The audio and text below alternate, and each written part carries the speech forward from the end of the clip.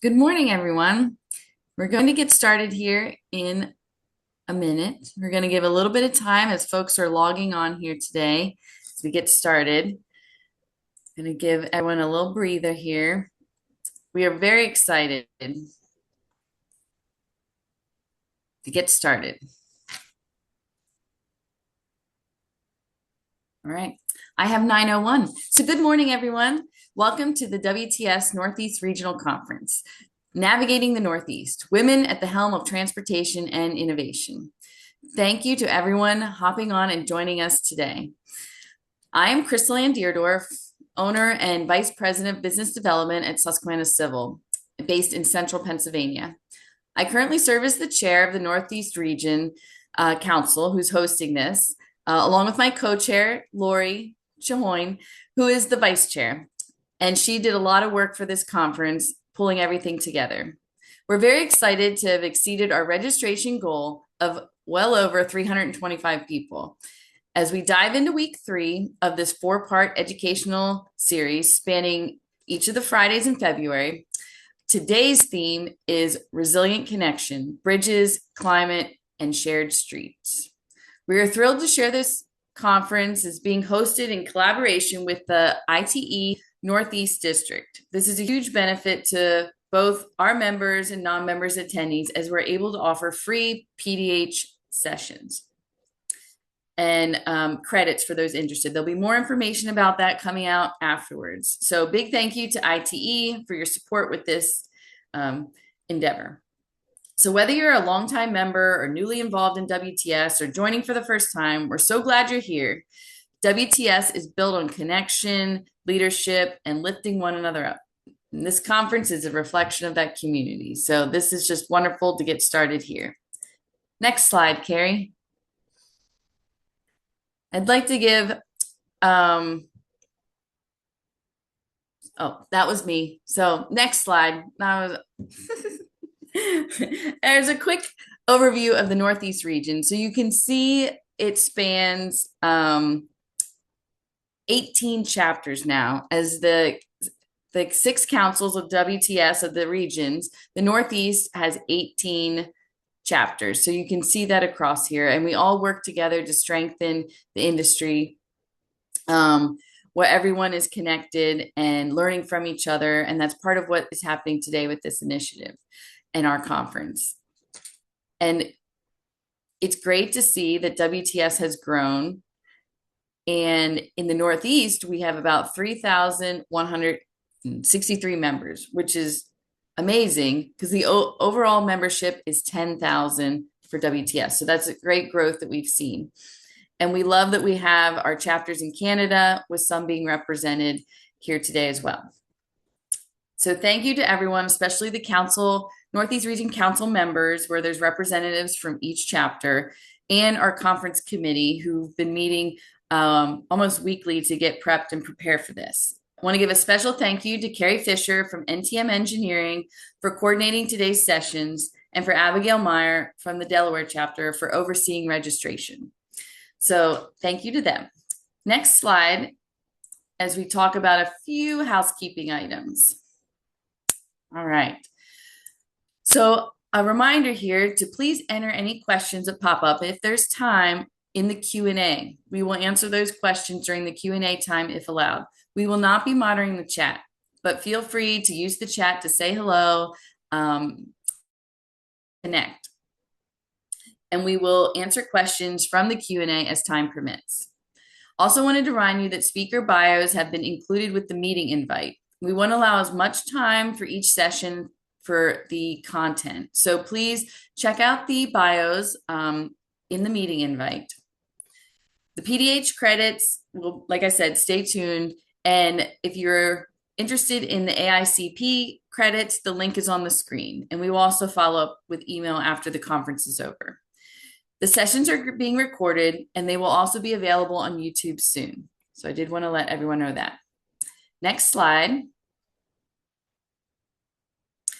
This is just a reminder of letting you know where we've been and where we're going. So we had our 2 sessions the first two Fridays. Today is the Resilient Connections, like I talked about. We're very excited. And next week, feel free to join in as we have panels about women at the helm, trailblazers and owners steering transportation. So I also would like to, we can go to next slide. And here is where we can kick off our first session, Bridging the East Coast, the Long Bridge Project. So I would like to introduce Lee Farmer from VHB's Metro DC. She's the Director of Transit Environmental Planning, and she will take it from here. Thank you and enjoy.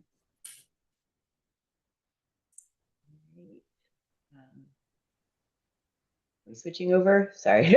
All right. Good morning, everyone. Excited to start talking about this. If I can figure out, there we go. Sorry, we just went a little fast. There we go. So we're going to talk to you today about the Long Bridge Project, and particularly the roles that there's four of us here today that have basically one of the points of this project that's really interesting is that women have been in the leadership positions from the planning into design, and now we're under construction. So just quickly, I think everyone's going to talk a little bit about their own roles as they go into their presentations. But Anna Chamberlain, when she was at DDOT, led the kind of phase 2 NEPA and planning phases. On the consultant side, I led the EIS. Then Naomi Klein actually spanned DDOT and then VPRA, moving us from planning into implementation. And then Charlene has really been carrying us into the kind of decisions around the project delivery method and engineering into construction. So very quickly, I'm sorry, this. I'm going to give a brief project overview, but then I'm really going to hand it off to Anna, Naomi, and Charlene to talk about kind of different aspects of the project and the role of leadership in those moving things forward. So very quickly, whoops, sorry, we are advancing a little fast. Sorry. So where is Long Bridge? I think just we're Northeast Conference. We're actually at the very at the connection point, basically between Amtrak's Northeast Corridor and the Southeast Rail Network. Long Bridge crosses the Potomac River between DC and Virginia. The current bridge is a 2-track bridge that is owned by CSX. And the planned new bridge will be a new 2-track bridge for passenger rail that then connects into expanded capacity, both north and south, as part of a variety of projects. There's a suite of projects known as Transforming Rail in Virginia, which Naomi will touch on. So then just quickly zooming in a little bit, kind of where we are in DC, or on the border between DC and Virginia. One of the interesting things, just kind of an interesting little fact here, is unlike a lot of places, DC owns the entire Potomac River. You can kind of see faintly on that line. So most of this project is actually in the District of Columbia, which is one of the reasons that DDOT led the early planning. The bridge itself, we call it the Long Bridge Project, but there are multiple bridges involved as we kind of cross over National Park Service lands, the Potomac River, the Washington Channel, and then into the district. Again, quickly, another view. It's also within a very kind of congested corridor, I guess you could say. We call it the 14th Street Bridge Complex. There's a variety of highway bridges. There's a Metro Rail Yellow Line bridge, and the existing Long Bridge you can see to the right. And then this project is the new Long Bridge, and there will also be a new ped bike bridge connecting the trail network. So with that, briefly, this briefly just showing also the transition. As I said, DDOT led the early planning phases, and then as we transitioned from NEPA to preliminary engineering, the Virginia Passenger Rail Authority is now leading the design and the construction, and they will be the owners of the bridge. So moving it over to Anna. Yeah, no, thank you, Lee. My name's Anna Chamberlain, and I'm currently the Director of Transportation Planning at VHB. And as Lee mentioned, previously I was at DDOT, where I was the project manager for the Long Bridge. And this is, as you'll see, it's going 15 years now that this project started with the planning. Lee, you can go ahead and move to the next slide. And it's just, it's a once in a lifetime project, and I think specifically for this conference, and it's one of this unique. It's the only project that I have worked on where it's been all women leaders, from planning to design to construction. You have our panelists right here, folks who have been involved from early in the process and who are currently involved implementing, getting this new construction off the ground. It's been, to me, it was a unique project, and I think it's really great to see all the women leaders that have been involved in this project. So stepping back a little bit on the history of Long Bridge, it's been around for a while. It was first constructed in 1808. It was wood. It caught on fire. It was then later restored. It's the only crossing right now connecting Virginia to DC. It contains elements from after when it was burned and restored, so it has the swing span and 12 piers. And then during World War II, it was reinforced because it was used to carry materials, wartime materials, so it had to be a little bit heavier. It's then passed through different ownerships, so different railroads have owned it, and currently it's actually CSX that owns it right now. It was electrified at one point. It was then decommissioned for electrification. It used to open. It no longer opens. The last opening happened in 1965. And so currently, next slide. It's just a two-track bridge. And why would we want to touch this? So at the time, early on, as you can see, I won't go through every single one, multiple planning happening for rail in the area, and the desire to increase the amount of trains. So there's the DC to RVA connections. There's the Northeast Corridor that was going through a lot of planning, Union Station, et cetera, et cetera. So as you can see, tons of folks doing lots of planning, tons of folks trying to increase the number of trains in the area, connecting through the area. And Long Bridge essentially is the connecting piece to all of this, to north and south. Next slide. And as I said, it's a two-track. So essentially, it's the bottleneck. It was the bottleneck for everything people were planning on, for all the stuff that was coming through, all these great plans to increase, especially passenger rail. As you can see, it connects VRE stations. It's currently used by Amtrak and by CSX.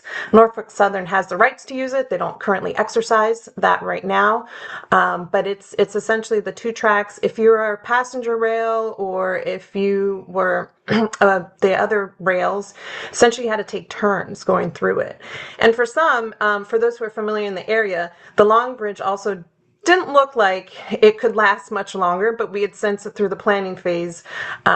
We did lots of inspections on it. CSX did some maintenance on it, and it was decided that it could withstand the next 50 plus years. But we did look at so many during planning, pre-NEPA phase, of all the different options. Would we tear it down? Would we rebuild it? Would we rebuild it with 4 tracks? Would we put cars? Would we put streetcar? I mean, would we put vehicles, passengers? It was just, everything was looked at during the planning process, which had to be then, we just came down through the NEPA to come up with the preferred alternative. So we'll go through the next slide. And as shown, and what Lee previously touched on, lots of folks came up to us and were like, well, why is DDOT doing the planning and the NEPA for this? If DDOT was always upfront, we weren't going to pay for the construction or the design. We weren't planning to lead the design or the construction. So why was DDOT leading it? Well, it's in our jurisdiction. As you saw, the entire project, with the exception, there's the little exception over in Arlington, it crossed over, it was within our jurisdiction. We didn't necessarily want others to be planning within our jurisdiction. We wouldn't want, no offense to Virginia, like Virginia doing planning in in our jurisdiction. We also wanted to make sure that this once-in-a-lifetime opportunity would actually benefit the residents of the district. It was actually meet our own planning goals, our multimodal goals. It would improve access for commuters, since I said VRE is a commuter rail, and that brings lots of folks into downtown, straight into, L'Enfant Plaza is the heart of the city. And so we wanted to make sure that whatever would come out of this planning process would be a benefit. It would be multimodal. And as I said, it's a huge investment, a once in a lifetime investment. And we wanted to make sure that it would be able to, that there would be something that would come out and it wouldn't just be an increase for rail, essentially. Next slide. And as I said, it's a 15-year process. It started way before 2017. There was a first planning phase that there was another female who was the PM for that project, Leslie Rupert. And after she left DDOT, I then took over the project into the phase 2 and the NEPA. And as I mentioned early on, when we were doing the pre-NEPA, there were 19 concepts, and there was even a tunnel. I forgot to mention that. There was a tunnel and the multimodal. There were multiple pedestrian and bike crossings, multiple meetings, and Naomi will talk about just the extent of outreach that we had to do, given that it's connecting 2 jurisdictions. It's the federal government. It's going over NPS. Lots of folks with lots of ideas, lots of folks with lots of interest in this. And we had to go through lots of meetings. And then through the decision, there was just, okay, let's just do a 2-track bridge. It's going to be an independent bridge. It's not going to be owned by CSX. And then from that, there was also going to be a next bridge, the Ped Bike Bridge, which if you saw in the previous image from Lee, there were at times we were like, can we even fit that? And it was literally threading a needle between the existing Long Bridge and then the WMATA, the existing WMATA bridge as well. And so that was something we had to look and see, is this even going to work? Can we even do this? And, we went through iterations of one that would have the tracks and the ped bike infrastructure, but CSX going through that didn't want that. There are concerns about bringing that too close, pedestrians and cyclists throwing things into the rail tracks. And so there's safety concerns with that. And essentially what came to be the preferred alternative is the new 2-track bridge. You're keeping Long Bridge. CSX owns that. They'll keep owning that. They'll keep maintaining it. And then the separate Ped Bike Bridge would be then owned and maintained by DC, by the district. And so through all that process, then during COVID, we had the final EIS and the ROD. And yeah, we keep going on. So next slide. And here's a look, as I mentioned, at the top, you can see how we had to thread everything in. There's the existing Long Bridge on the right, there's the Metro Bridge on the left, and then the new 2-track bridge and the new Ped Bike Bridge. The Ped Bike Bridge was a mitigation for impacts. So NPS, the landing for the bridge on both ends is on NPS property. And so this new Ped Bike Bridge became the mitigation for the impacts onto the NPS property, and it's actually going to link into the Virginia trail system on the Virginia side. And it also drastically increases the infrastructure. The current infrastructure on 14th Street is a 14th Street bridge. It was very, very, very minimal for both peds and cyclists, and pretty far. So this now is a huge benefit for the ped bike community. Next slide. And with that, I will hand it over to Naomi, who's going to talk about all the stakeholder management that was required for this. Thanks, Anna. Good morning, everyone. My name is Naomi Klein, and I am a senior manager on the Long Bridge project, and I manage stakeholder management and permitting. So if you could go to the next slide. As Lee introduced, I started at DDOT. Anna was actually my mentor there. They had a women's mentorship program. And I was involved in operations. I was not involved in planning. And Anna and I went out to lunch as part of the mentorship program. And I told her, I'm a little bored in my current position in operations. And Anna said, why don't you help me with this project? It won't take too much of your time. And that was maybe in 2017. So here we are almost 10 years later. and I am still with the project. So that just goes to show you what a special project it was. The fact that we have women that really have followed this project throughout every iteration. I think Lee has really been there from the start, and really is still here when we call her and need to know some of the history from 10 plus years ago on this project. So that just shows you, the amazing women leadership that we've had throughout every iteration. So Charlene and I are here from the Virginia Passenger Rail Authority. So who and what is the Virginia Passenger Rail Authority? We were created in 2020 by the Virginia General Assembly. We're very much like a port authority in that we are a political entity, but we do not report directly to the governor. We report to a 15-member board. And so we are not a rail operator. We don't run the trains, but what we do is we own the tracks, we own the land that the tracks are on, and then we work with the rail operators. And we'll talk about that a little bit more in the next slide. So why was VPRA created? It really is because of this program, the Transforming Rail in Virginia program. So essentially what happened back in 2019 was, and earlier, was that, as the area around DC and in the suburbs and in Virginia and all the way down to Richmond is expanding, people are moving to the area, the highways are getting more congested. If any of you are on the highways in this region, I'm sure that you're experiencing that yourselves in your daily commute.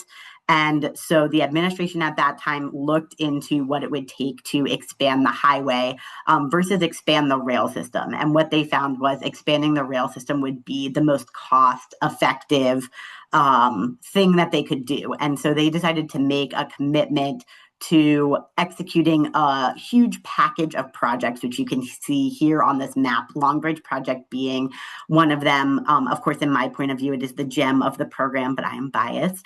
And so in 2019, the state of Virginia did a landmark deal with CSX, who is the private company that owns most of the rail between DC and Richmond. And what they did was they acquired the land next to the existing tracks so that they could use that land to build their own rail projects. And the goal was to really separate freight from passenger rail. As Anna discussed, the Long Bridge project is a huge bottleneck. It's shared by 3 rail operators, CSX, Virginia Railway Express, and Amtrak all use the 2 tracks that are the Long Bridge.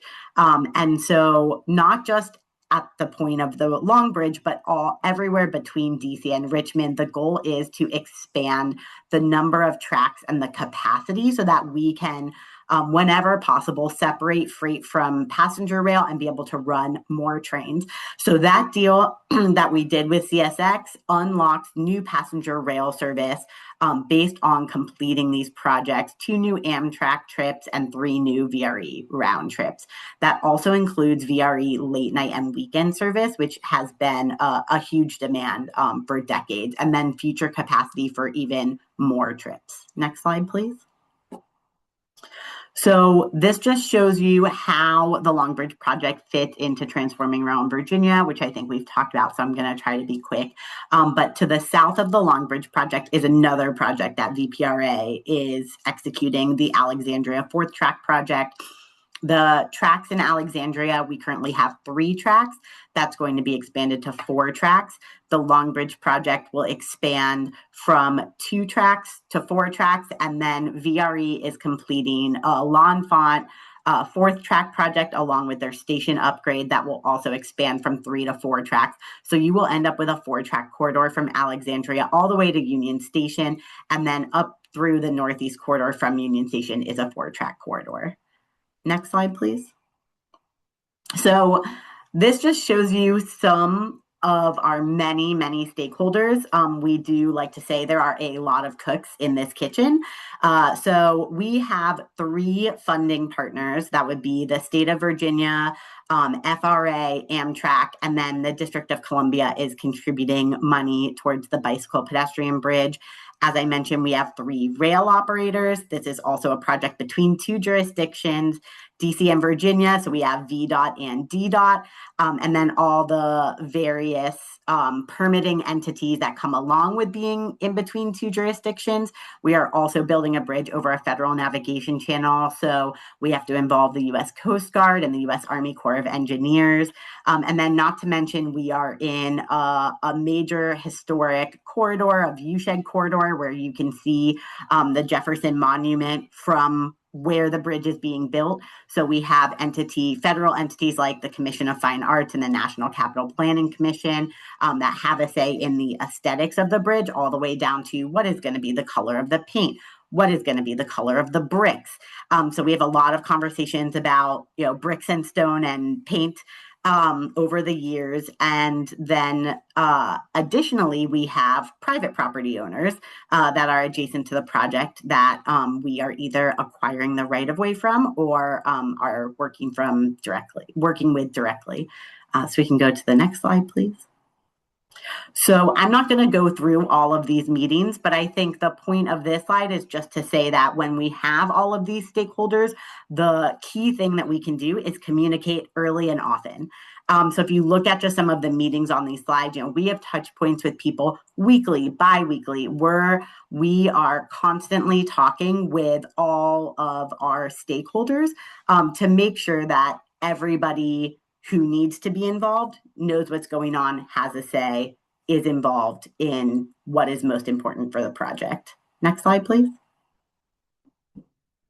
So that includes that we have a monthly adjacent projects meeting. As much as I would like to pretend that we are the only project and the most important project in the region, there are, of course, other projects, and it's very important that we are in consistent communication with those projects, especially when we're talking about things like road closures and detours and using the navigation channel. We have multiple projects that are going to be constructing in the Potomac River at the same time as us. It is a 5-year project, and so we have to expect that other projects are going to be in the area. And so on the left is just a list, and you can see in this graphic, of the many projects that touch our project, and making sure that we are all constantly in communication with each other and coordinating, so that we are not creating undue hardship on residents in the area. Next slide, please. So we've talked about our many stakeholders. That also includes elected officials and making sure that we have good relationships both in Virginia and in DC. I do want to mention that during this project, we had a female mayor of the district who was a big champion of the project. The district is committing $52 million towards building the bike ped bridge. And they were very supportive when we went out and sought federal funding through grants in order to construct the project. So having those good relationships with elected officials was really essential to be able to move this project forward.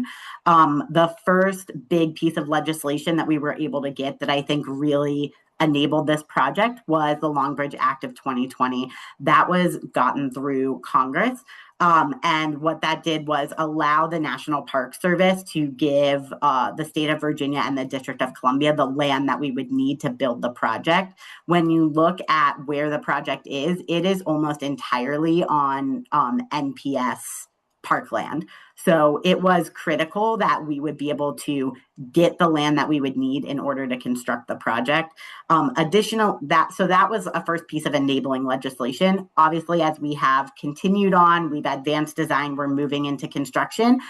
We hit roadblocks. And when we hit those roadblocks, we really need to be able to call on our elected officials to come and help us with some creative solutions. So additionally, last year, we were able to work with the Council of DC to help us pass some legislation. There was a tree that was unfortunately in the pathway of the project. There was absolutely no way to avoid this tree. It was going to cost over $3 million to try to relocate it. And so we were able to work with council to come up with a reasonable way for us to take down the tree so that we could make room for the rail and the pedestrian bridges that we need to build. Next slide, please. So we've talked a little bit about our stakeholders, about having good relationships. You're going to hear me continue to talk about communication early and often, building these relationships. I will also echo what Anna said, which is when I look at each of these entities that we've been working with, they've really been led by women. At the National Park Service, we really have some project champions at the National Capital Region. So going back to the many cooks in the kitchen, we have 3 different Park Service entities that we work with. The National Mall Memorial Parks, which is on the north side, George Washington Memorial Parks, which is on the south side of the project, and then the National Capital Region, which oversees both of those parks and then some other parks in the area. And so we've been able to work with them on some really creative solutions in how to partner. So for example, a wetland mitigation agreement where we had requirements from both the National Park Service, the district's Department of Energy and the Environment, and the U.S. Army Corps of Engineers. And we were able to work together to come up with one solution that would meet everybody's needs rather than trying to go around and get a number of different agreements. And so, with DDOT, we also were able to work with them collaboratively to come up with some agreements in order to be able to address some, I don't want to say roadblocks, but ways that we could be creative in moving both our projects and their projects forward. And then we've had an incredible partnership with Amtrak in acquiring the right-of-way in the District of Columbia that we needed for the project. Because we are the state of Virginia, we do not have a quick take authority in the district, just meaning that we are not able to go in and get the property that we would need within the District of Columbia in a quick and efficient way, but Amtrak did have those rights. And so we were able to partner with them, again, coming up with creative solutions. I will say that Amtrak team of lawyers is almost entirely women, going back to what Anna said about having these project champions all the way through. And so we can go to the next slide. So we've talked a lot about stakeholders as far as, permitting entities and elected officials and different jurisdictions. But stakeholders, the public is a big piece of that. And we have worked really hard. We have a dedicated team, again, all women at VPRA, who do our public outreach and who lead that effort. We have formed 2 community advisory groups that meet quarterly, and they're made up of a lot of those stakeholders that you've seen on the previous slides, as well as community members and leaders in the community. And we meet quarterly with them to keep them updated on the project, tell them the work that is coming up, all the various communications that we've done. We've done mailers, we've done door-to-door, we've done public events.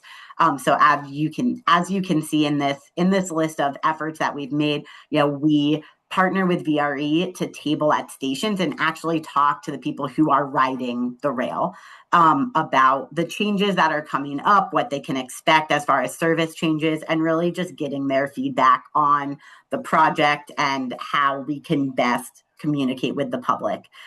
We've also done meetings with businesses and special events, preparing for things like 4th of July, Cherry Blossom Festival, meeting with the Wharf, who is a major business enterprise in the area, Advisory Neighborhood Commission, which is a hyper local elected officials in the district. And again, I know I've repeated this a few times, communicating early and often, right? Nobody wants a 5-year project to be a surprise to anyone. So making sure that we are emailing, texting, doing newsletters, that we are constantly keeping our website updated.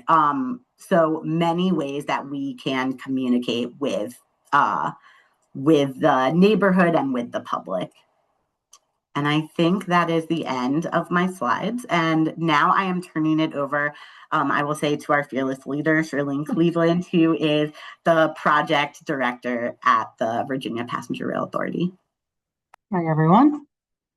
So next slide. One of the first tasks that was handed to me when I took over the final design and construction of the project back in 2022 was the packaging of the project. So we have the scope of work that was determined by all these people that you've already heard talk today, but now we need to implement it. And so how best to break this down into a number of construction contracts, where should the contract interfaces be? And most importantly, probably, is what project delivery methods should we be considering? So next slide. So some factors that we looked at, and in general you should look at when you're considering which project delivery method you want to use. Would the project be helped by early contractor involvement? If so, you're going to be looking at some kind of alternative delivery, design, build, progressive design, build, CMGC, one of those, because design, build, or design, bid, build is just not going to give you that early contractor involvement. What is the design status? If this design is too far advanced, you may be beyond the ability to absorb that good advice from the contractors. So you may have missed the boat for alternative delivery. Can the construction price be fairly accurately determined at 30% design? If not, because that's when you're going to be getting your pricing, at least for classic design build, you're looking at potentially very large claims later as the scope gets clarified and as the project progresses.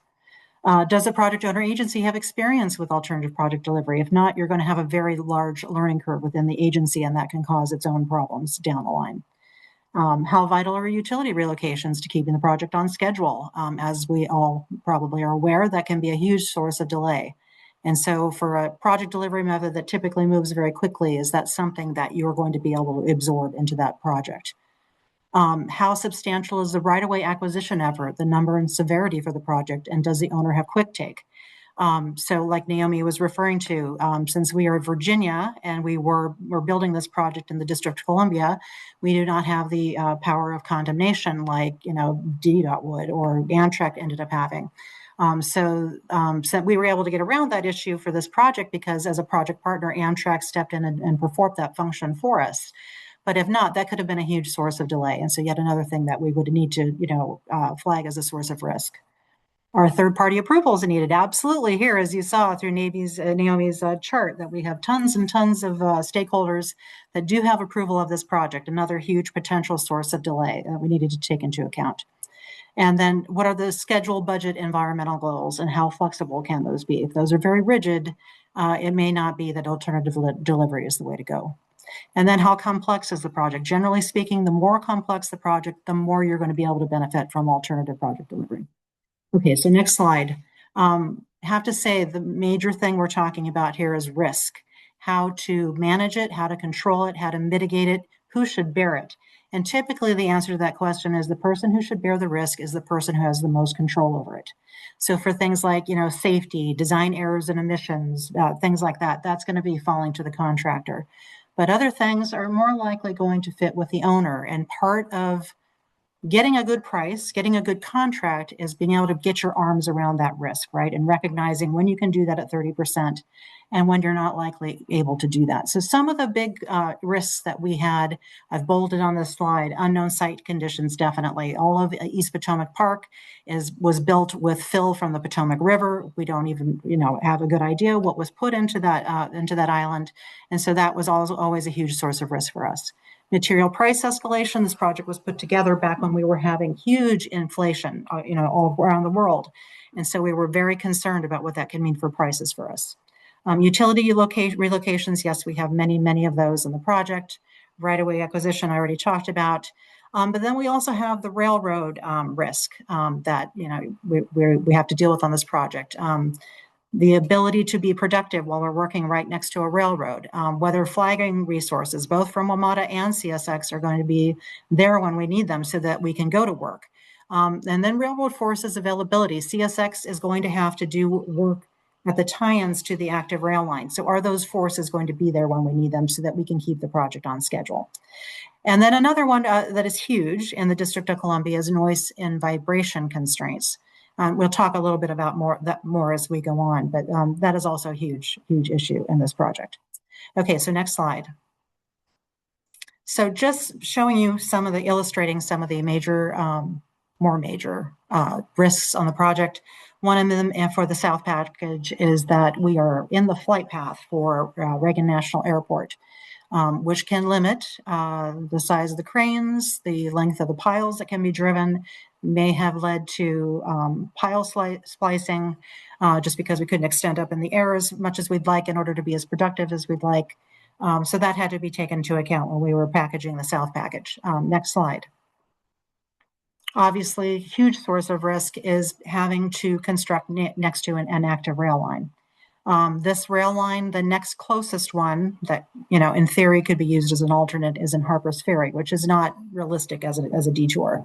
So we knew all along that we were going to have to keep this rail line in service as we were constructing, and just illustrated by this picture that I think was taken maybe the day before yesterday. That can be challenging when you've got such potential to foul work going on right next to an active rail line.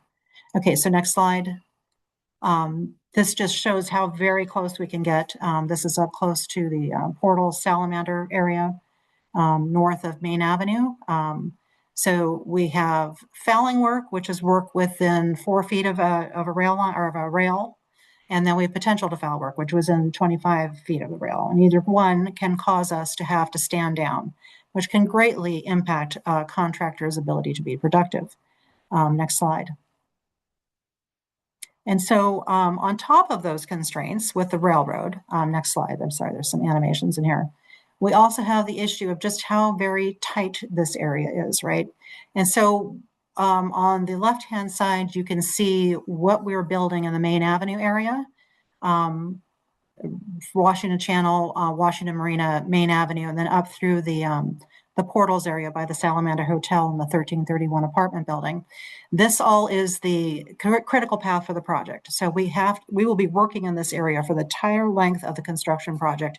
This is the work that we need to get done in order to finish the project. So we need to be productive here, but at the same time, you can see how very tight it is and how very close these sensitive noise receptors are, the Salamander Hotel and the 1331 apartment building. And so how do we work? We can't work at night, maybe when we'd like to. Next slide. You can see as of just a few weeks ago, this is how many trains pass through the corridor on a given weekday. Both north and south directions, basically trains all through the day. Next, or advance it. On top of that, you can see superimposed what generally are the work hours that we could utilize, which is 7 a.m. to 7 p.m. That's when we could be noisy within the District of Columbia.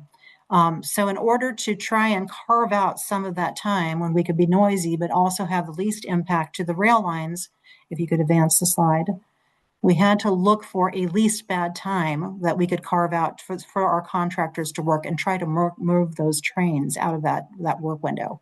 So next slide, our next advance.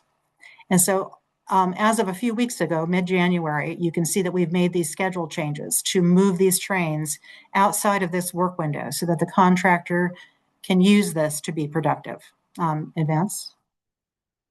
And so just keep advancing. This just talks about what's required. The last trains through, and then that is critical that we reopen that corridor and get our workers off the trail or the tracks so that they can then let all those trains go through the minute that, that we're done. So this was a huge effort to negotiate this, but absolutely critical so that our contractor can be productive and that we can keep this project on schedule. So back to which design procurement methodologies to use in order to deliver this project. We really only looked at 2, design build and progressive design build, because at the time, due to quirks of Virginia procurement law, we didn't think that construction manager general contractor was an option for us. So design build, what are the potential benefits? Definitely design and construction innovation.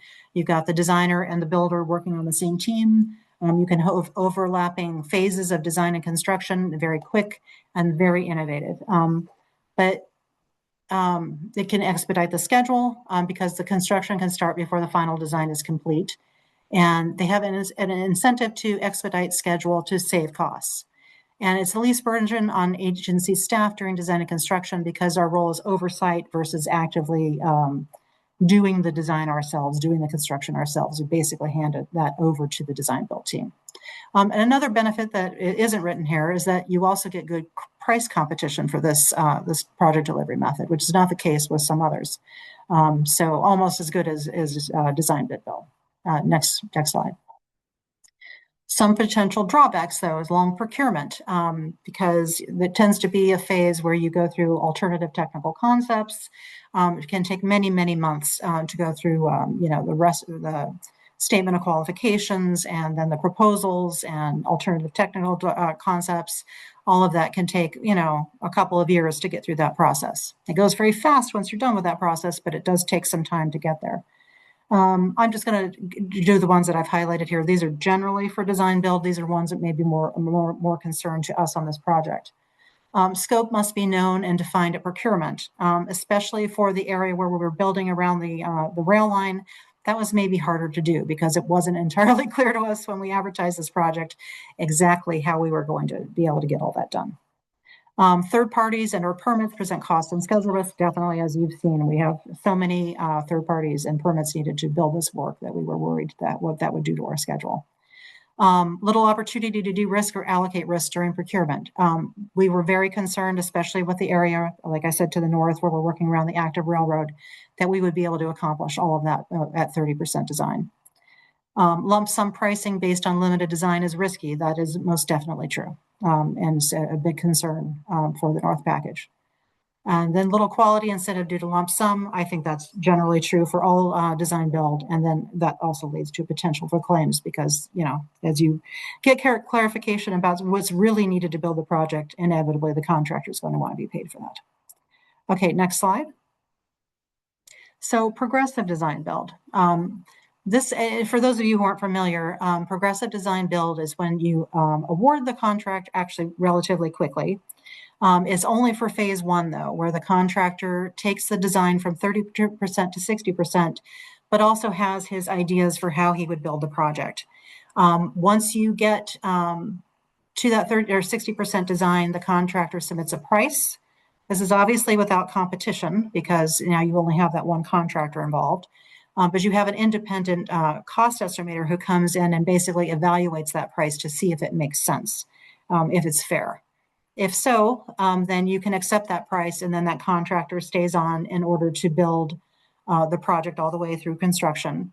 If not, you have the opportunity to reject that price, have the designer stay on and complete the design, but then open it up to just regular design bid build contractor advertisement. And then it would just be built like any other project.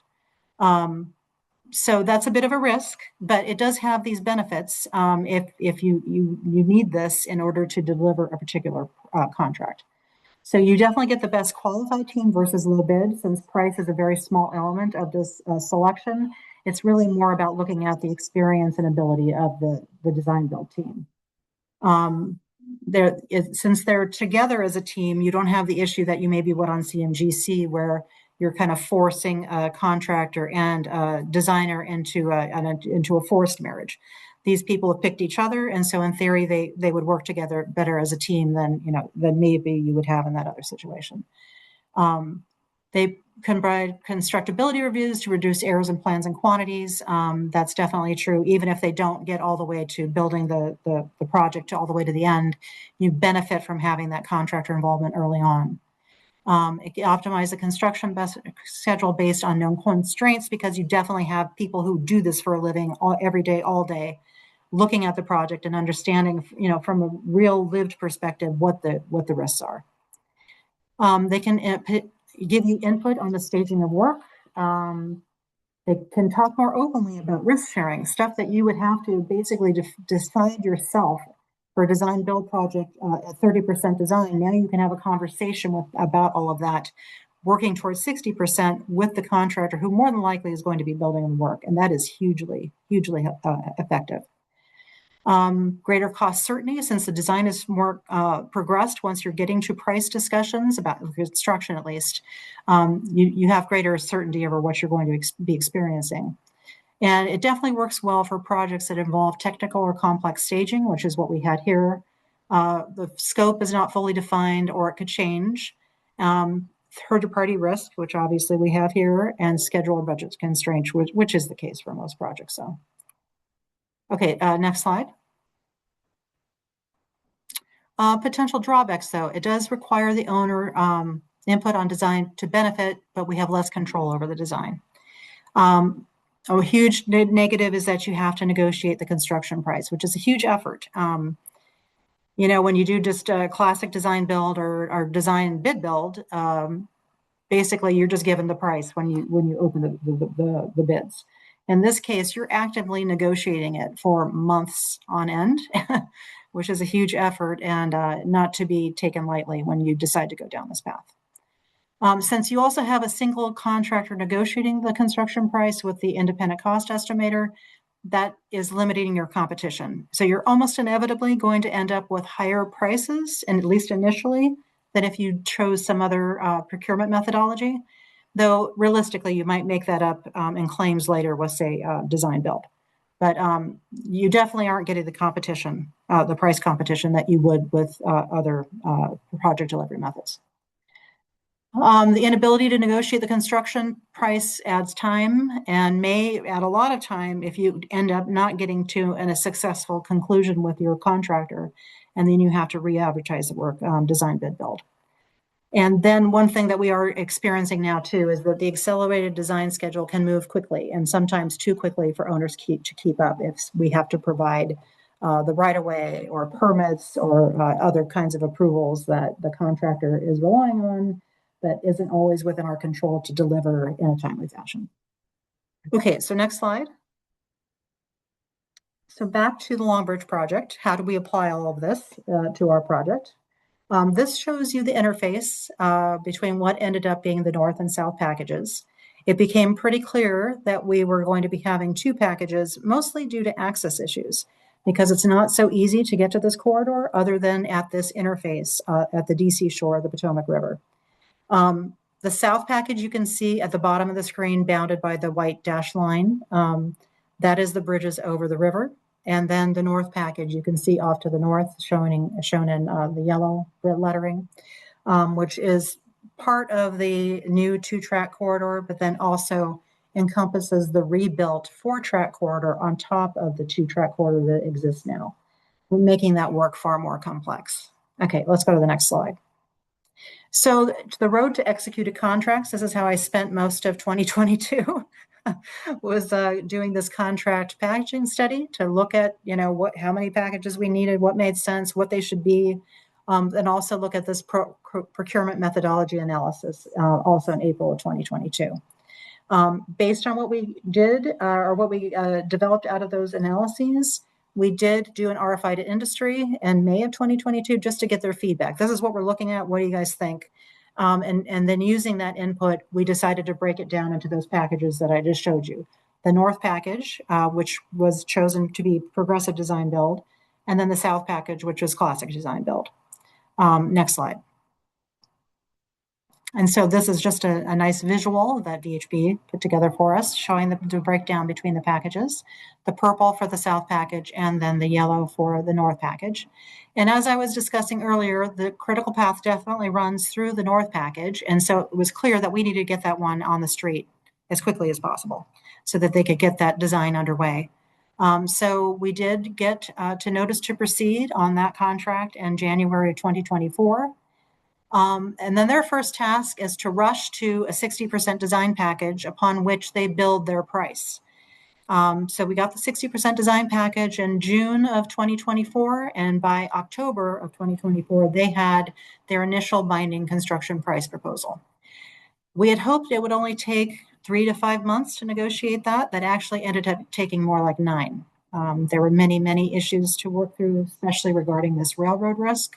But we did get to a successful phase 2, successful binding price proposal, and executed a phase 2 NTP in July of 2025.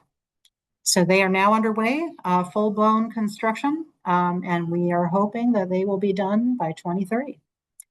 And next slide, let's talk about South Package now.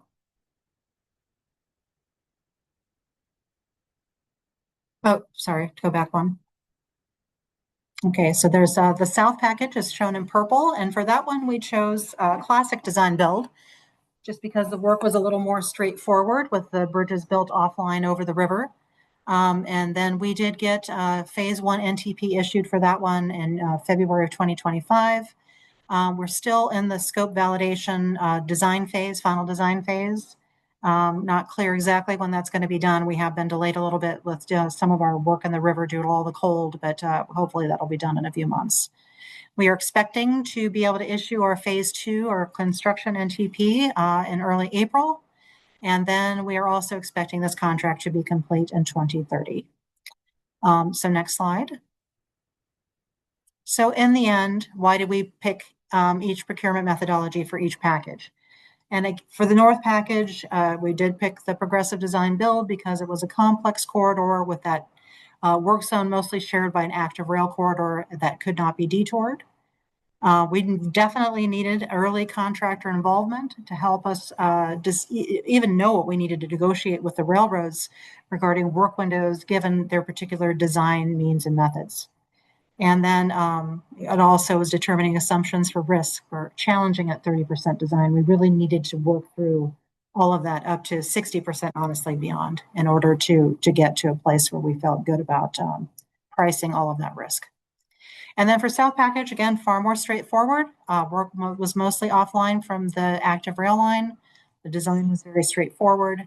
The contractor means and methods was the main variable left on the job, post 30% design.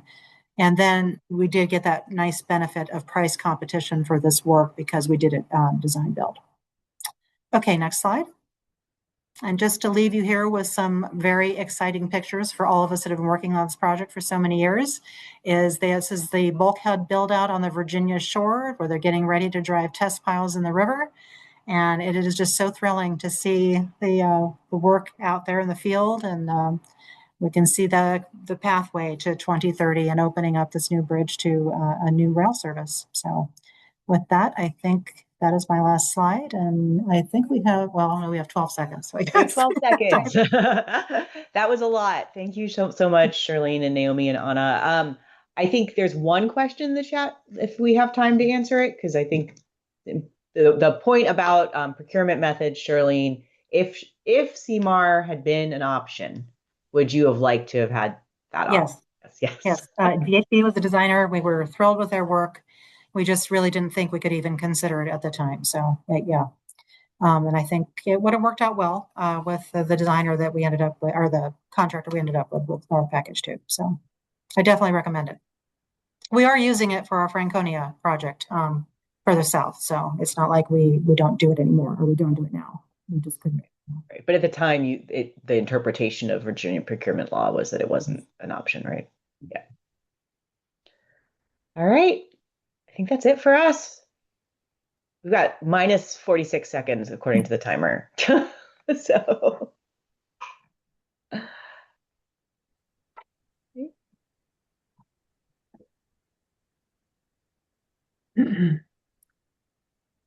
Well, I'm next, and I'm very happy to yield my yield my time for some Q&A there because that was such a great presentation. I think we're gonna switch over so that I can control the screen. Pardon me for one moment. Okay, great. Alrighty. Good morning, everybody. So the subject of my presentation today is about resilience projects, but more from a financial perspective. So a real pivot from the first session here this morning. But I'm going to talk about what makes them financeable, and probably more importantly, what enables other sources of funding and finance for resilience projects. And by the end of this 30 minutes, I hope to inspire us all to adopt an entrepreneurial mindset for resilience.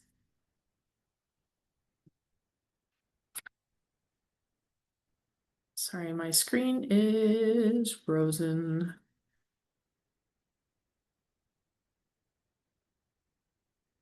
Yes, excellent presentation. Oh, there we go. Okay, I'm back on. Pardon me. My name is Brianna Horn, and I am the National Director of Resilience at STV. I sit in the New York City office. I lead a team of technical advocates for a changing climate, and we advocate that resilience should be embedded into everything that we do. And we believe it's key to make climate smart investment, not necessarily climate proof investment. So climate smart, we're going to make very targeted investments for resilience improvements. So I'd like to start by sharing the state of practice in a very high level way. I'm going to start by level setting what our situation is, and describe these complicating forces at work for what is getting in the way of funding and finance for resilience. And then I'll end by sharing some new tools and funding models which would result in more sustainable financing for resilience projects.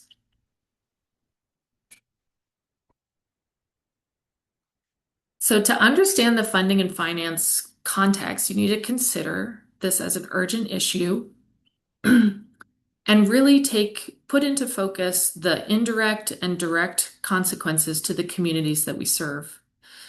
And as you know, natural disasters are very costly to the country's economy, and they have profound environmental and social consequences. So with this map, we can all begin to understand the scale of the matter.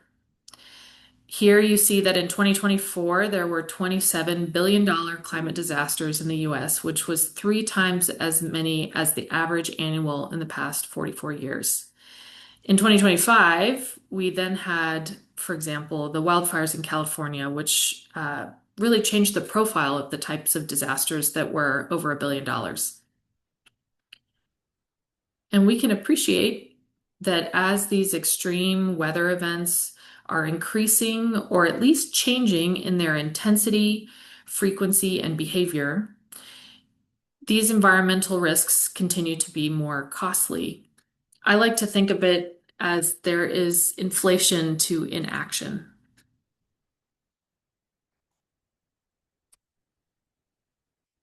So let's talk about the real cost, the cost of inaction, but turn it around in a positive. So resilience is good business practice. We see that resilience has a high return on investment.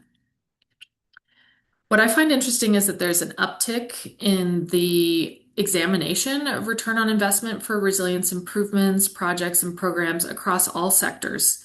For example, this graphic I pulled from a JP Morgan report from last year. And we're seeing signals that investors are really starting to understand and appreciate the importance of analyzing the environmental risks to their supply chain, their facilities, their products, and ultimately their customers. So this isn't just a public infrastructure issue. We're really starting to see a broadening. And when I started, I'll just share that when I started in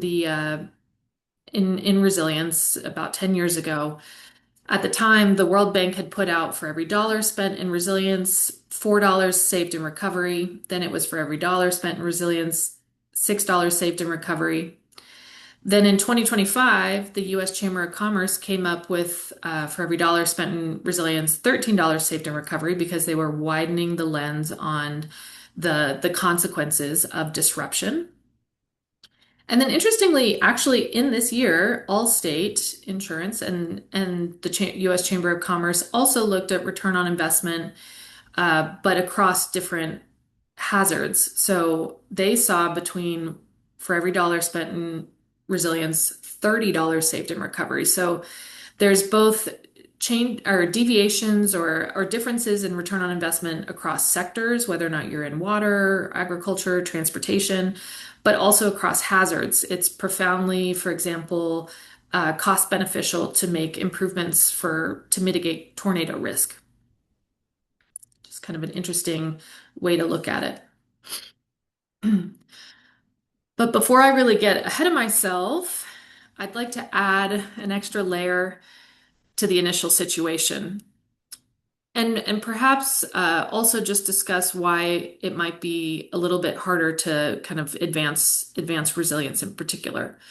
So when we talk about resilience in transportation, we're not only talking about capital projects, the coastal barriers or the flood barriers or the deployables at your facilities. We're talking about the incremental changes that you can make as an organization to enhance your resilience of the overall system. So, for example, retrofits. We're also talking about how you manage those assets. For example, how long do your assets last under more extreme heat conditions? Do they degrade faster? Do they have an uptick in the failure rates? Do you need to manage them differently?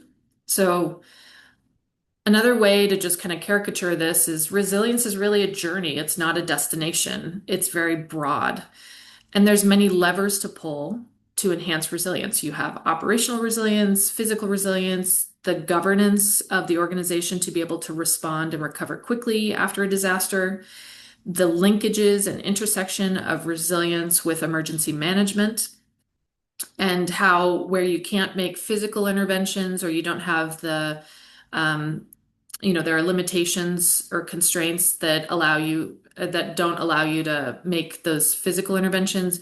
You could then instead deploy operational resilience measures like staffing, certain critical facilities with not remotely, but actually in person. So anyway, I like to think about resilience as ways to increase capacity.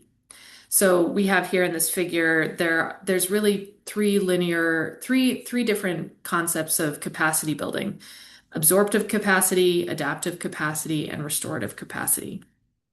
But as you can see, I just defined resilience in like 4 different ways. So that, based on the fact that this definition is really broad in the scale of interventions we make, resilience unfortunately still lacks a broad understanding from everyone in the industry. And importantly, at the time of scarcity, it's really considered a nice to have. But the reality is that resilience is ultimately about risk management. It's about the performance of your assets through time. And it's about this life cycle advantage. It's about good business. So now I'll get back to the problem statement. So I'm going to assume that everyone in this virtual space sees the value in resilience improvements, resilience projects. So why are resilience improvements so piecemeal in their adoption? Why are we still struggling to find funding and finance for this work? And how can we meet this growing investment need? I see, pardon me, I see 3 prongs to the problem. Obviously, there's the historic underinvestment in infrastructure that we're catching up. There's also how resilience projects were funded in the past and continue to be funded, and there's some issues with that. And then it's also how we as organizations or DOTs integrate resilience into their governance structure. And I think that there's some siloing happening that we could work to break down. So let's talk about this wider context of underinvestment in infrastructure. And I will say that the IIJA, and I just read about THUD, there are some very promising investments in transportation infrastructure and specifically for climate resilience, but we're still in catch-up mode. And really, by definition, resilience is being proactive rather than reactive. I think I'd also like to just bring to bear that it's hard to do something new. We work within an industry with very entrenched and legacy processes, procurement, and so it's just in and of itself hard to do. So at the person level, me or as an engineer, engineers are trained to follow the code. We understand that future risks ask us to go beyond the code and shift to more of a performance-based approach. So there's really this capacity in the individual to be able to rise to the occasion of integrating future risks. At the planning level, resilience offices are new. They're not fully integrated into the governance structure of agencies. So we also are competing with that siloing.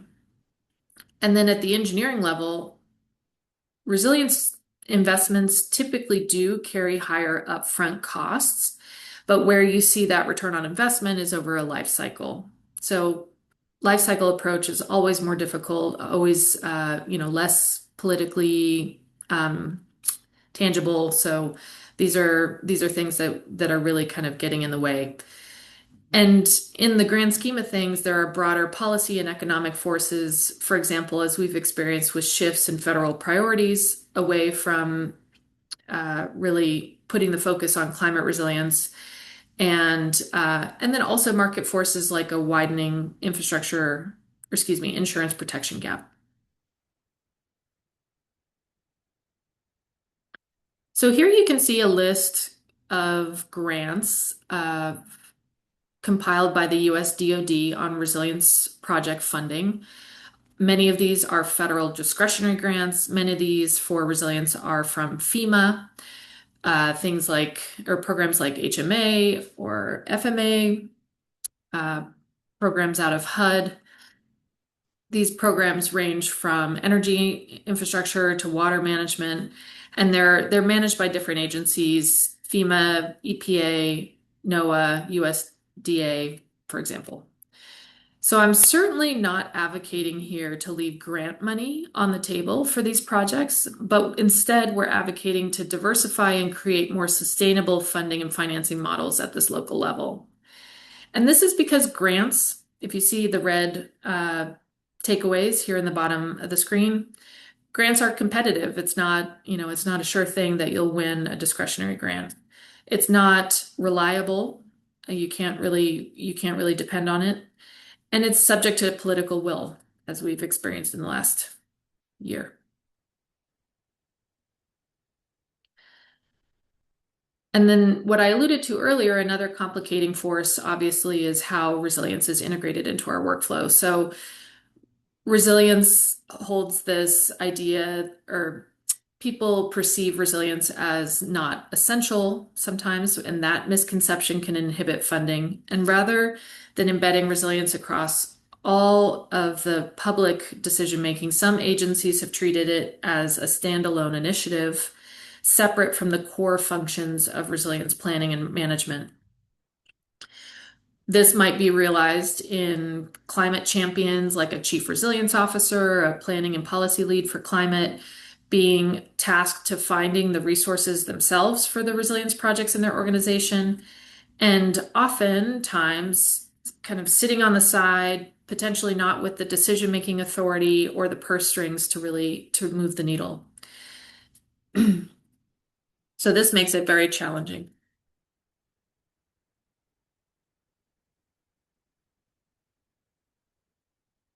So we believe that the most important thing to do right now is to unlock and diversify funding and financing for these projects.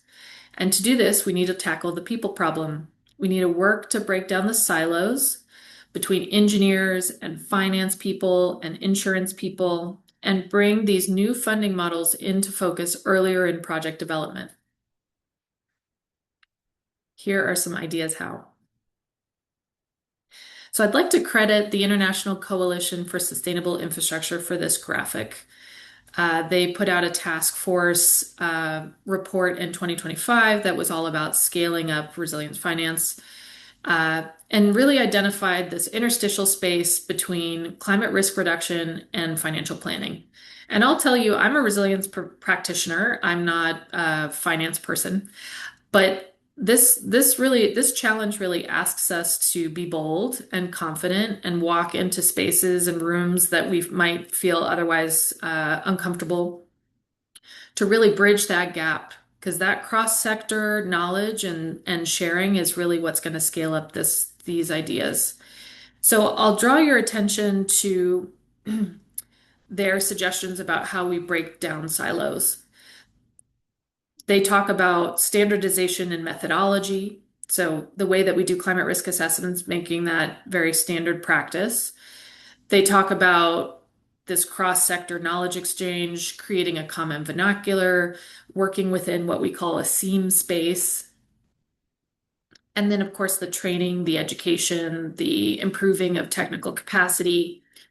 And for me, what that looks like is all about continued learning, and also the promotion of what we call institutionalizing resilience, really getting it into the way that we do business as standard practice.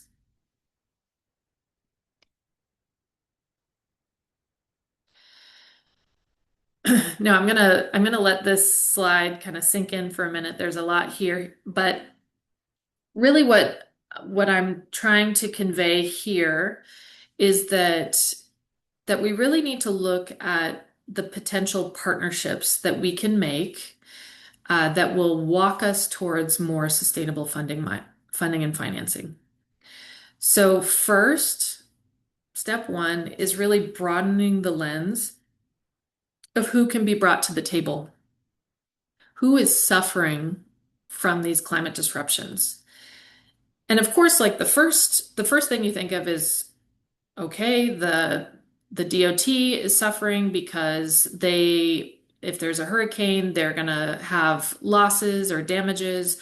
They're going to have disruptions in potentially their revenue stream, and the reliability of their service, for example, is gonna, diminish their capacity to do what their mission is, to like keep people moving, keep goods moving, things like that.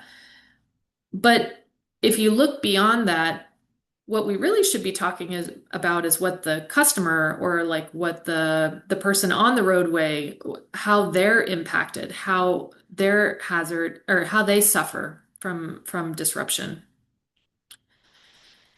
And if you take that lens, then you start to broaden the list of stakeholders that are really vested in the improvements of this project, or the improvements that resilience projects allow us to do.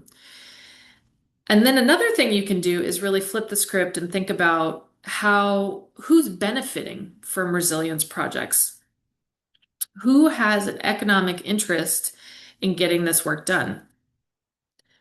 So I recently walked the East Side Coastal Resilience Project with my project team, which is part of the Big U project probably maybe some people on this call work on this project. One thing that came up is, certainly the coastal barrier itself is protecting so many different stakeholders on the interior. And so there's so many different opportunities to bring more people to the table to fund these projects.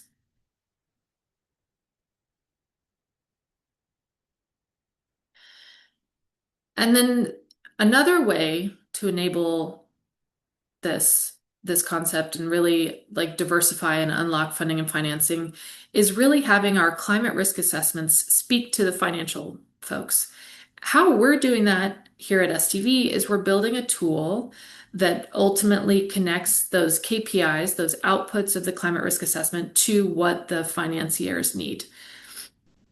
So taken together, we can really understand the stakeholders that can be brought to the table. We can understand the partners, the partnerships that we need to be making, and we can understand how we don't want these climate risk assessments that identify vulnerable areas to be set on the shelf. We want them to be very actionable. We want them to speak to monetize the benefits of the projects, and then take this broader view of the return on investment to include the economic benefits of resilience improvements.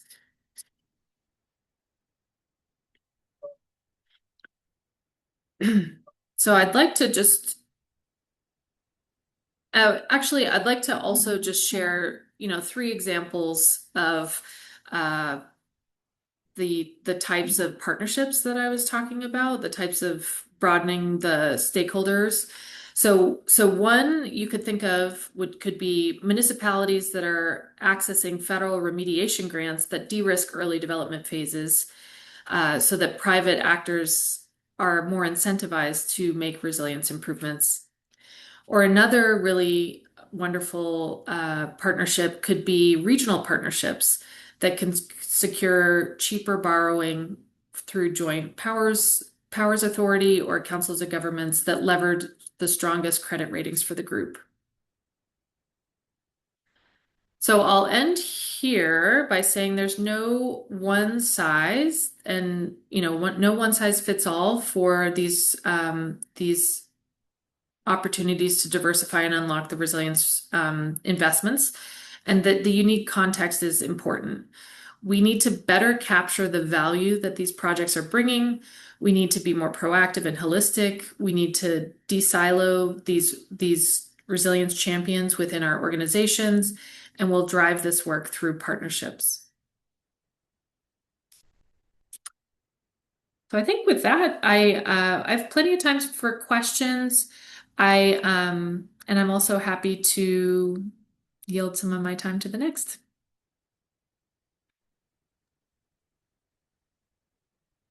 Hi, Brianna. This is Lori. That was a great presentation. I do have a question. As a panelist, I'm not able to put it in the chat, so my apologies. And not everybody can read Yep. it. But you mentioned early on about the collaboration with finance, engineering, insurance. Like, how does that happen realistically in a project early on? Can you walk us through a little bit about, I mean, is that even at the proposal stage? You know, does it really start with the agency? Like, how does that happen? Yeah, well, I think that's really where I'm positing is the complicating force. So I'll use the insurance as an example, or insurance industry as an example. You may have a large transportation agency that does business in a metropolitan area and carries insurance from 40, 50 different underwriters. I'm not seeing any conversations between the resilience planning teams and the enterprise risk management teams. Where or that those are two discrete silos. So for example, if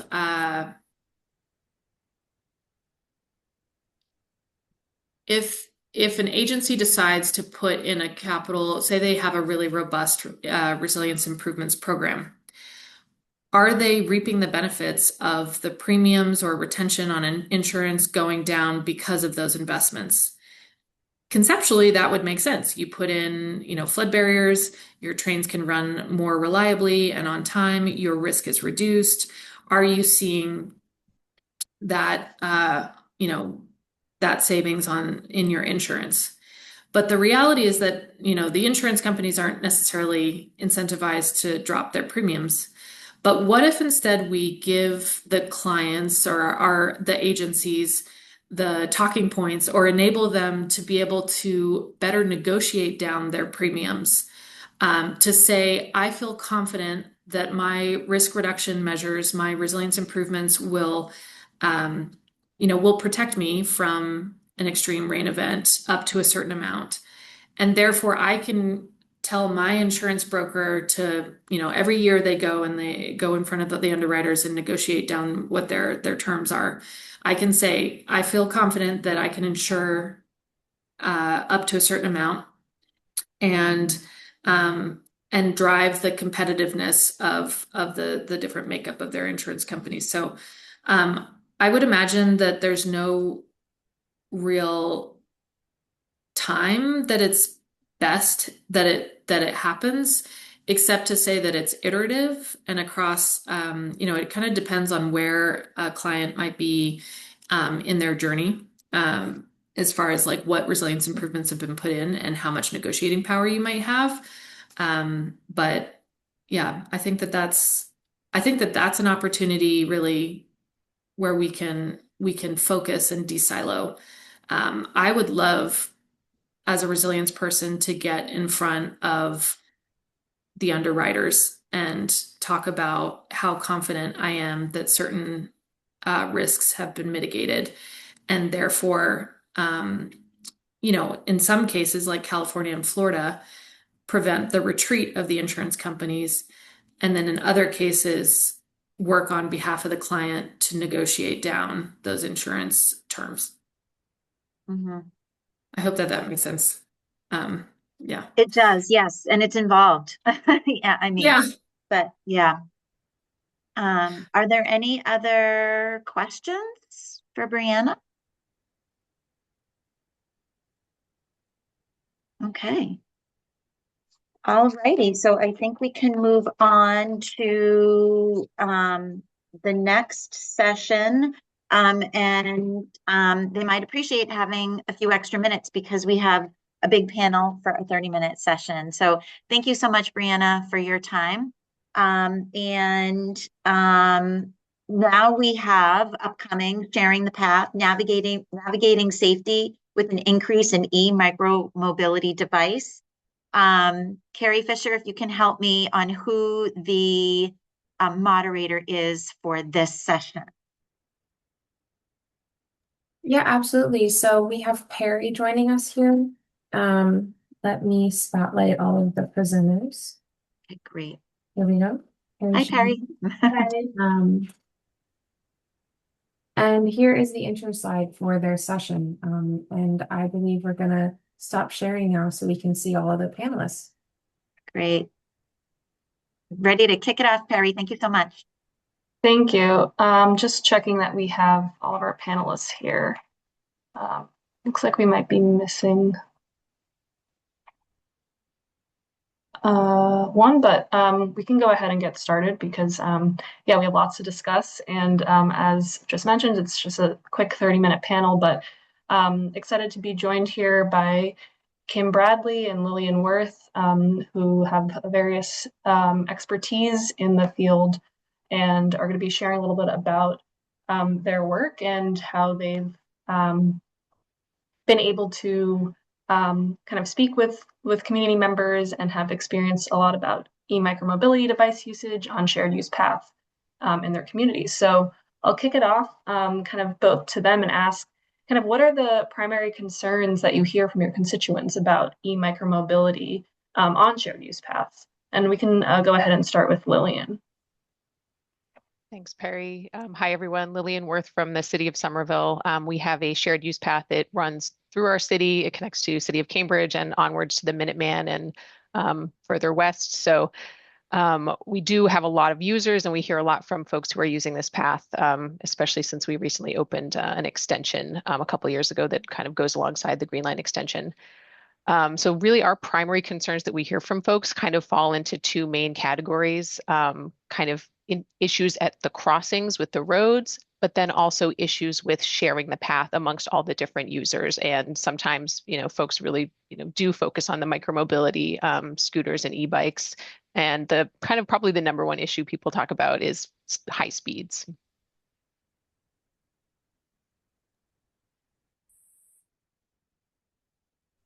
All right. Hi, everyone. I'm Kimberly Bradley. I am the Trails and Greenways Coordinator for the Department of Energy and Environmental Protection in Connecticut. So I represent and work within the Division of State Parks.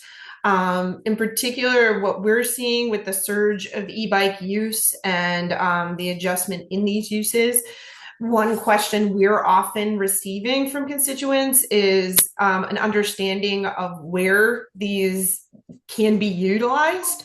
That is very specific in terms of both our regulations within Connecticut and our state park policies overall. And one of the biggest challenges that we see people facing is identification. And I know there's been a lot of work done at the legislative level in Connecticut to identify the difference between e-bikes and e-motos. That is a really important piece. And honestly, from the use on our trails and multi-use paths, it's difficult for even those responsible for enforcement to identify the difference between these.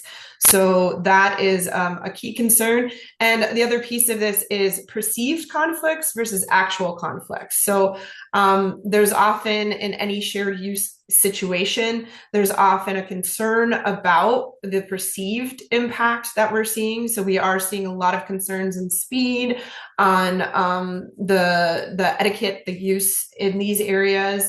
But I think that one of the big questions we ask is what is perceived versus what are we actually seeing, and trying to find the data and information to really refine the approaches we have to take to address some of the concerns our constituents are seeing.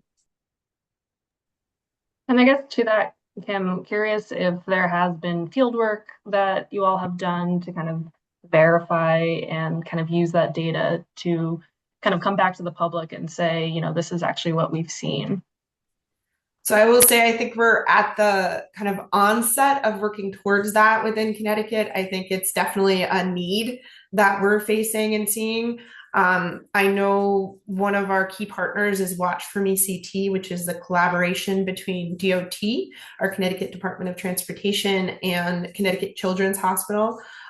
They work with a group within Yukon to identify the accidents and kind of impacts for both primarily car versus bike or car versus pedestrian conditions.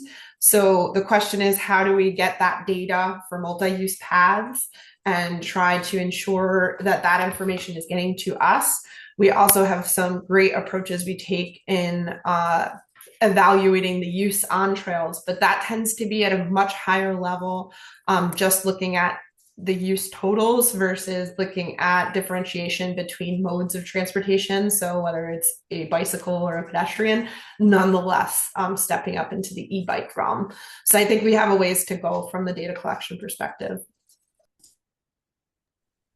Yeah, that's really helpful. And you just kind of mentioned that partnership with the hospital in Connecticut, and curious kind of what you see these roles of these groups, and why it's important to have kind of hospitals and these larger institutions, and kind of what role they play in e-bike education and policy.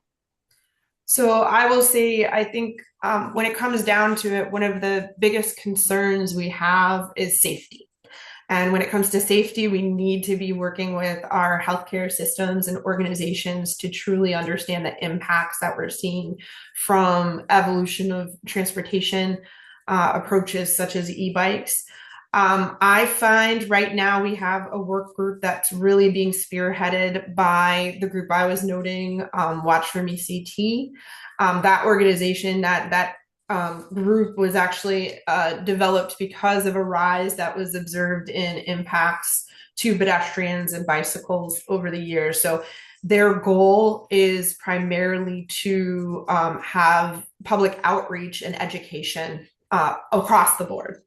So having them lead this e-bike initiative is key, because they really do have the approaches and the position to be able to educate, which I think is one of our biggest avenues for progress in this realm.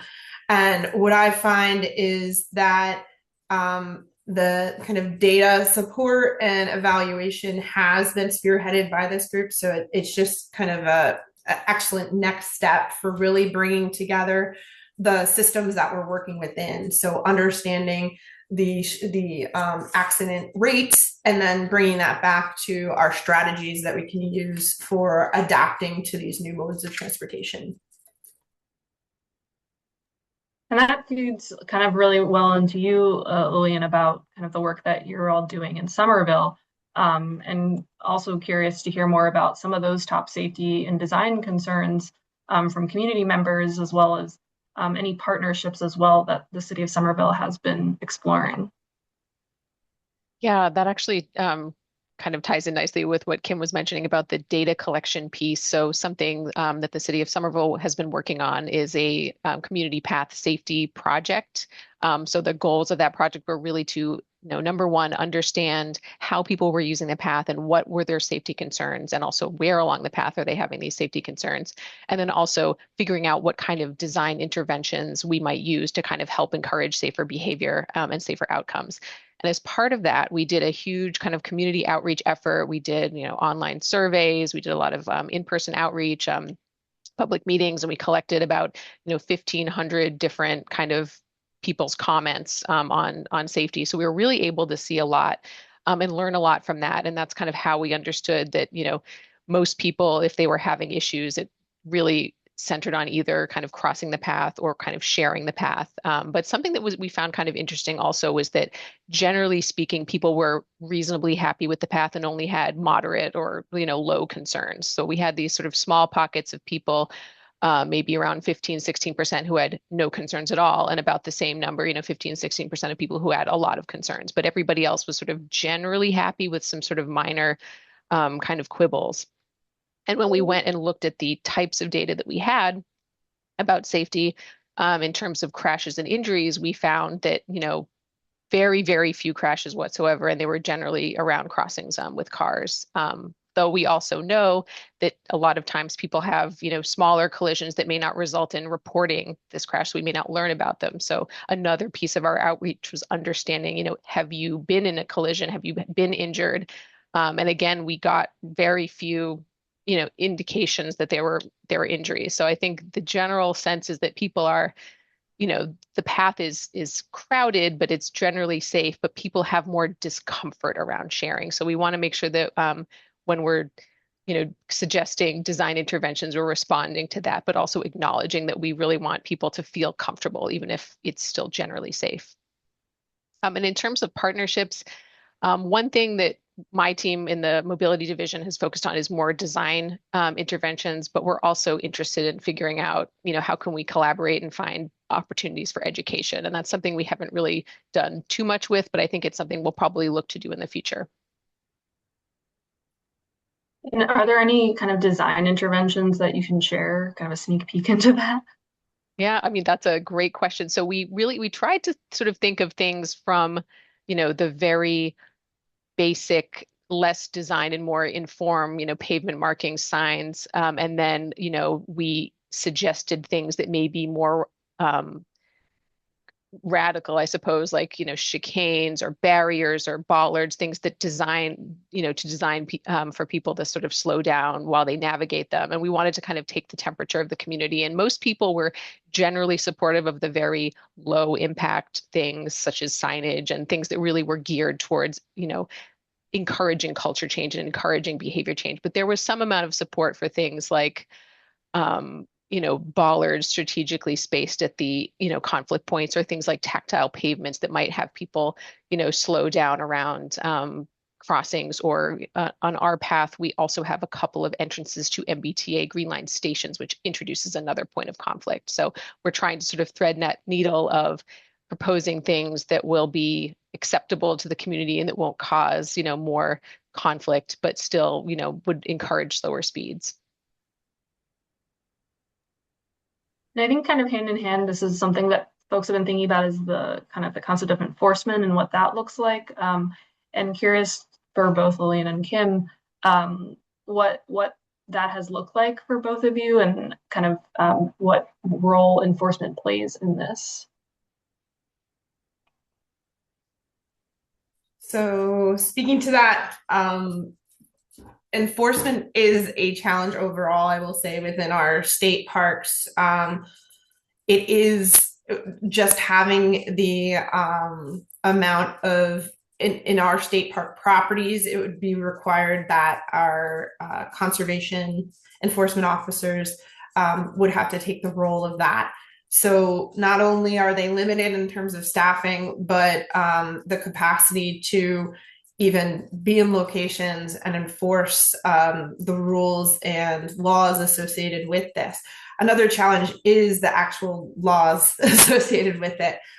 We don't have a legislative speed limit, so to say, on our multi-use paths. So that would take the effort internally of moving forward with actual legislation to establish that. And then on top of that, once it's established, then it would be able to have to gauge that speed, as well as safely be able to stop and enforce some of these pieces. So not only is it the ability for enforcement, the laws and regulations that are associated in order to move forward with enforcement, but the capacity for enforcement. And so what we've found is that infrastructure, such as signage, such as ways in engaging and educating. Education, I think, is one of the biggest keys on this, is in engaging the public, having them understand what the rules and even the guidelines expectations. So even if it's not an enforceable law, what the expectations are on these shared use areas. One thing that I see as a challenge is often some of that outreach and education is siloed to a degree.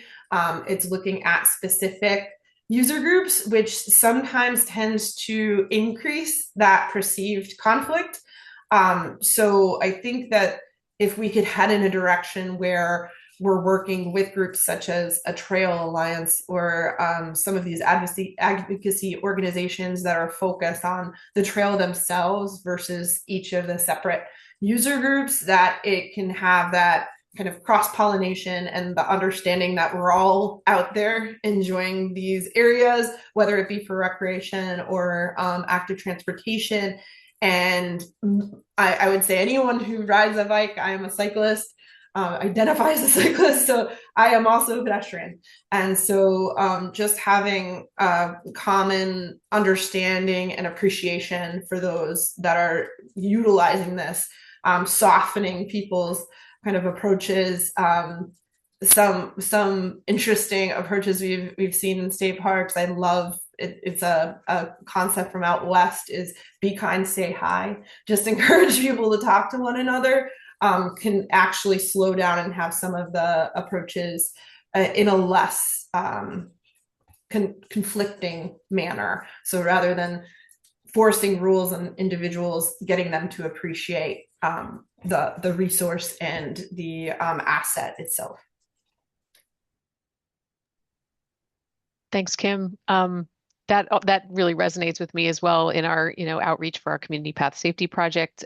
We did get a significant number of people who asked for enforcement and mentioned enforcement as something that would make them feel safer on the path. But we also got some amount of people who really don't want to have a heavy-handed enforcement approach.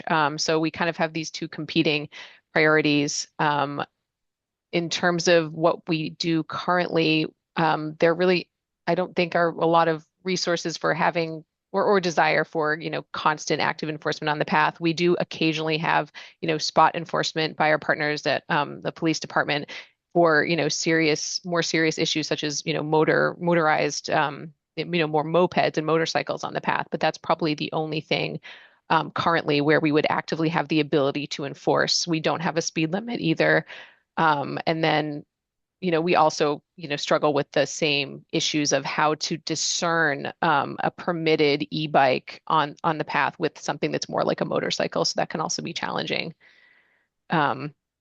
But I think one of the things that we're trying to do is really try to drive change in other ways through culture, through behavior, through, like Kim was saying, talking to each other and recognizing that we're all sharing this constrained resource, as well as through design so that we can hopefully, get to that change and have enforcement be more of a last resort.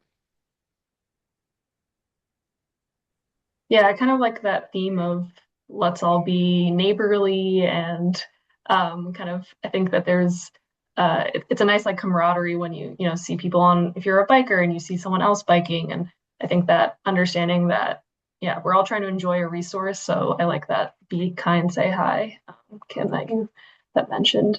So I think also as we're talking about like shared use paths and all these new types of micromobility, like e-bikes, there's also like e-skateboards, and there just is going to be continuously new types of technologies. Kind of how do we like think through design and how can we adapt these shared use paths in the future as we consider these new modes and users? Kim or feel free to I can jump in. That's such a tough question. I think so what we're dealing with in Somerville is really more of a question of adapting because we have this, path that already exists. The extension part of it that's only a few years old is, quite narrow. We are very constrained in terms of what we can do. It's probably not going to be possible anytime in the foreseeable future to widen the path. So I think part of what we're struggling with is adapting to a very narrow cross section where there's a lot of users, a lot of people using recreationally, walking to the T stations, going to work, etc. So we're trying to focus on interventions that can kind of slow people down and make people, more aware of sharing the path. The other piece of it, and this maybe ties in a little bit to how do we adapt for future micromobility technologies, is the parallel piece of developing an on-street network to help serve some of those faster users. Something that came up in our community engagement is that a lot of people really want us to have, accelerate our, developing a bike network, which we have, a plan for, and we have a certain amount that's already built out. But the desire to have complementary routes so that we aren't just funneling all of these micromobility users to the one shared use path where there's no cars. So I think that's also part of our strategy is making sure that we also commit to, providing this access on street as well. And yeah, thank you, Lillian. That's actually in thinking about this topic in particular and the design aspect of it. Our program within Connecticut, our recreational trail grant program, is actually a source of design funding that supports projects and planning phases of projects that can open up DOT funds and so forth. So we do see beyond just our state resources. We work with a lot of partners on some of these. So one of the things that right in line with what Lillian was saying was looking at the highest level of being able to use infrastructure to separate the modes of use. I think also defining those modes of use, because when you get to things like e-skateboards, is that considered a pedestrian or a motorized use? So I think that in particular, as we move ahead of trying to be ahead and helping with the definitions, I know that's been a focus in the legislative aspect of what Connecticut is doing, is trying to define the differentiation of these different modes of use.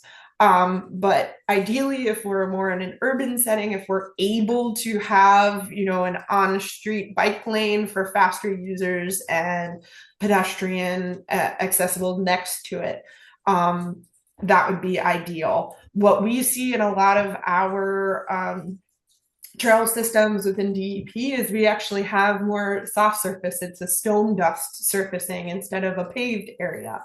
And in that scenario, there's a lot of questions of, do we consider paving some of these areas? Not only for the maintenance and use, but we have equestrian users on some of our paths. That is quite different from some of our more active transport focused areas. So we have limitations in terms of continuing to serve the range of users that we have with the evolving and developing users. So I think that this is like a key question. It's very challenging, but how do we, look at, and my piece is staying ahead of it. I think right now we're chasing the e-bike boom. We've had certain mechanisms within the agency and in a different aspect of the agency to support and promote the use of e-bikes, reducing vehicular travel, improving air quality. And so we're promoting it for active transportation, but at the same point, it's resulting in even more focus and boom in the recreational aspect. So right now, we have to catch up to the e-bikes, but for other evolving modes of transportation, I think we need to stay ahead of it. And we need to think, when we're coming up with e-bike legislation and working through that, we should also be considering those scooters and even things as, such as a skateboard. How do we define and work with those and create some bounds and expectations early on versus trying to catch up? Yeah, that's all really, really great information and just perspective. And yeah, you were mentioning that Connecticut has trying to define what these different modes are. And I also will say Massachusetts has a special commission on micromobility, which I believe they just released a report with the legislature. So I think that will also be really helpful, hopefully for Somerville, Lillian, as well, as kind of defining what this looks like. As we continue down this kind of path of new micromobility devices. I did want to see if there's any Q&A, if anyone had any questions as well. I don't know, Carrie, if that's, otherwise we can continue with our questions, but. We have no questions in the chat thus far. So. Okay, all right, we'll just continue then with our questions. The other thing is that there are a lot of these e-bike rebate programs. Massachusetts has had this, Connecticut as well, and so curious how we pair these incentives with education for people as well when they're using trails and open space. Yeah, and I'll speak to it, and I'll say I'm a little sad that our other panelist isn't here, because I think they had a great example, and I don't know how much I can speak to what you're doing in Massachusetts, but I'll give it a shot. I will just note that in Connecticut, within the 2023-2024 timeframe, we have a program run through our air division that is it's the Connecticut Hydrogen and Electric Automobile Purchase Rebate, so the cheaper program. It's still continuing from the vehicular end, but right now the program isn't active at this time. But within the 2023-2024 timeframe, we did have rebates specifically for e-bikes. And it went through local shops. People were able to get rebates, particularly based on what their need was from income level, and then the public as well. These rebates provided the opportunity for folks to be able to get this equipment that might have been a stretch or lack of ability to acquire this. And the focus was on reducing fossil fuels, providing active transportation options for a broader range of individuals. Great focus. The challenge was we did not couple this with education. So that is something that's key. The question I attend, I'm kind of ex officio with our Connecticut DOT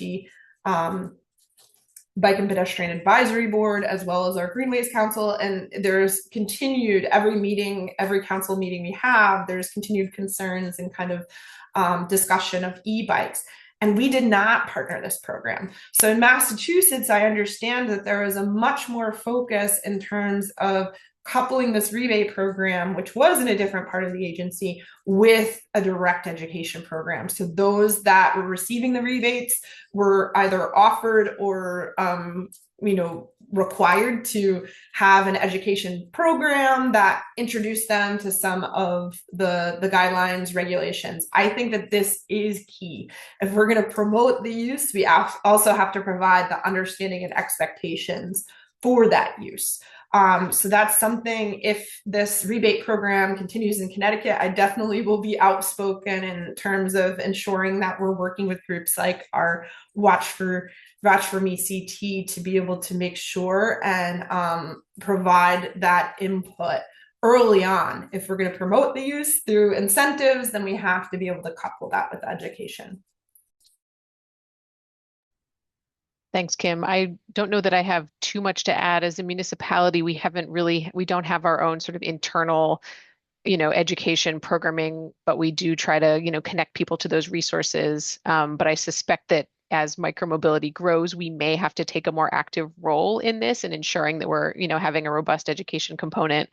And I would say that's also probably not unique to micromobility. I think there's a desire in our community to provide better education for, biking particularly, not just e-biking, and maybe starting that in our school system as well. We've had some previous programs in the schools that, did bike education. So I think we may want to revisit that approach and, be more expansive in, who we're serving, as well as, the types of, devices that we're educating folks about.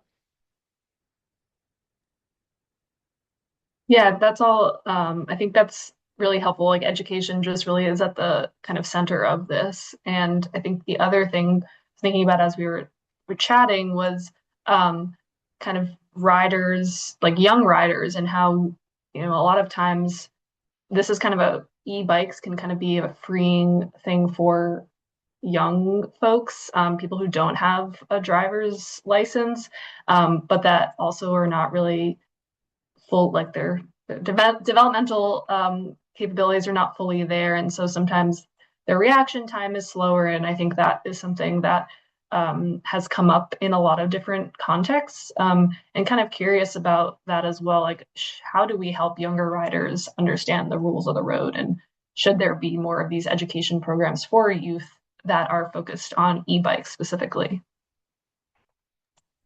Yeah. Oh, hi, Agnes. Welcome.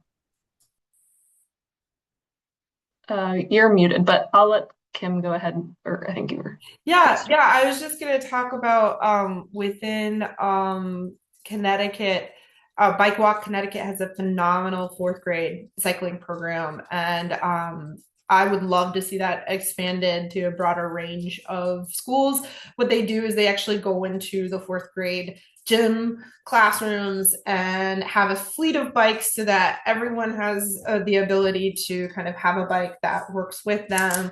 Our DOT also does safe routes to school. So we do walk to school, bike to school. I've volunteered and participated and helped do some safety programs, but I do think that's the place to start. And within that, I think it just lends itself really easily to talking about e-bikes and educating at that level, at a very simple level, and also providing, that information to parents. If their kids bring home that information, maybe there's more capacity for them to learn and educate themselves. I know within Connecticut, we also require those using e-bikes to wear helmets. That's actually in the legislation. So that is a step as well. Watchroom ECT has phenomenal information on how you select the type of helmet based on what you're utilizing. So I definitely think that we have the avenues. We just have to take that next step and implement it.